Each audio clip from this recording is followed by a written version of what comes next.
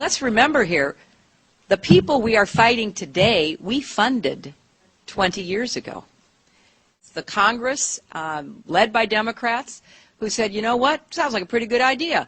Let's deal with the ISI and the Pakistani military, and let's go recruit these mujahideen, and let's get some to come from Saudi Arabia and other places. Let's be careful what we sow, because we will harvest. So we then left Pakistan. We said, okay, fine, you deal with the stingers that we've left all over your country. You deal with the mines that are along the border. And by the way, we don't want to have anything to do with you. In fact, we're sanctioning you. Yes, he is Jewish, and his name is Simon Elliott. Edward Snowden has already released documents proving that, and a French newspaper has already reported on this. But your Jewish masters in the U.S., especially your terrorist Senator John McCain, will not allow it to be publicized. And here is the same Jewish terrorist Simon Elliott masquerading as a leader of the Islamic Caliphate. And here he is hanging out with your Senator John McCain, orchestrating and funding the new terrorist group. This is all nothing but a charade. And do not think for a minute this is just an isolated incident. They have been doing this for a long, long time. It is time to round up and arrest the majority of U.S. congressmen, senators, politicians, bankers, Wall Street executives, and corporate leaders, because they are all guilty of treason. Adam Gadon, the so-called American Al-Qaeda who proclaimed himself the media maven, if you will, for Al-Qaeda, and was helping to produce a lot of these so-called Al-Qaeda videos that were all over the internet that made Al-Qaeda look really bad and made the Muslims look bad. Should you fail to comply in full, we will deem it sufficient justification to continue to fight and kill Americans. Come to find out, Adam Gadon's real name was Adam Perlman.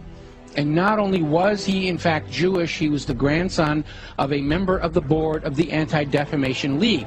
And if you've been following the history of the Anti-Defamation League, you will find out they've been very much involved in covertly supporting a lot of these so-called American Nazi movements. In fact, all the way back, just about the time of World War II, there was this scandal where the head of the American Nazi Party, which had a total membership of like 6, and yet they were getting all this press, was arrested for embezzling from his sponsors, which turned out to be the ADL, so that kind of blew up in their faces. So anyway, we have Adam Perlman, and he's been going around saying, I'm Al-Qaeda, see, I got a turban on my head, I'm a terrible Muslim, gotta hate me, gotta be afraid of me, and of course everybody's laughing at him now because we all know who he is. Okay, so they have brought in the understudy, and there is a new American Al-Qaeda named Yosef Al-Khattab.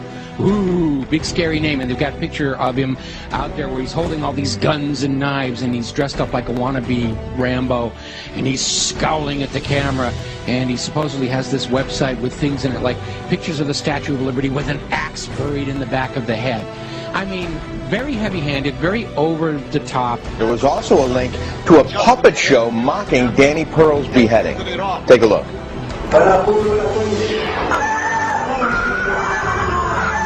Oh, that's awful. You know, just looking more like a movie prop than anything else here. So, as it turns out, this is another fake.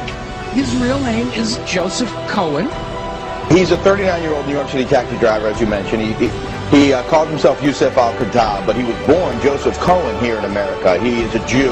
And he is another manufactured front to try and convince Americans that Al-Qaeda is actually here in the United States.